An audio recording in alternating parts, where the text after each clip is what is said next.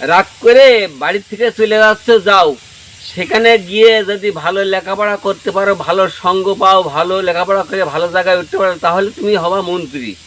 আর যদি তুমি কোনো অকাজে বা কোনো খারাপ কাজে তুমি নিযুক্ত হয়ে যাও বা কোনো মেয়ের খপ্পরে পড়ো, তাহলে ফিরে এসে বাড়ি এসে তুমি হবা রাজমিস্ত্রি।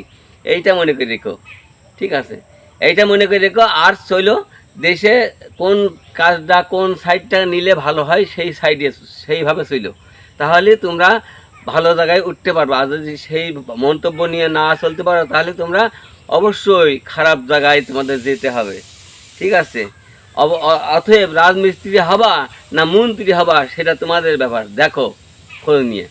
এটাই তোমাদের বলা থাকলো, আর কোনো কিছু বলার নেই। কি বলবো, হয় ভালো কাজ করলে মন্ত্রী হতে পারবা, আর না হয় খারাপ কাজ করলে তোমাদের অবশ্যই রাজমিস্ত্রির কাজে যেতে হবে, আর না হয় অন্য কাজ, রাজমিস্ত্রির কাজ, এই তোমাদের বেছে নিতে হবে। তাছাড়া আর কোনো কিছু নাই।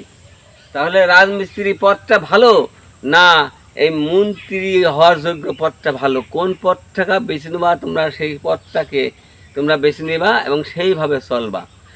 রাগ করে বাড়ি থেকে চলে যাও, কিন্তু ভালো উদ্দেশ্যে যাও। ওখানে যে যদি কোনো মেয়ের খপ্পরে বা অন্য কোনো খপ্পরে পড়ে তোমরা বাড়ি আবার রিটার্ন আসো, তাহলে বাড়ি এসে তোমাদের হয় অন্য কাজে মাঠে যেতে হবে, নিয়ে যেতে, আর নাই রাজমিস্ত্রির কাজে যেতে হবে।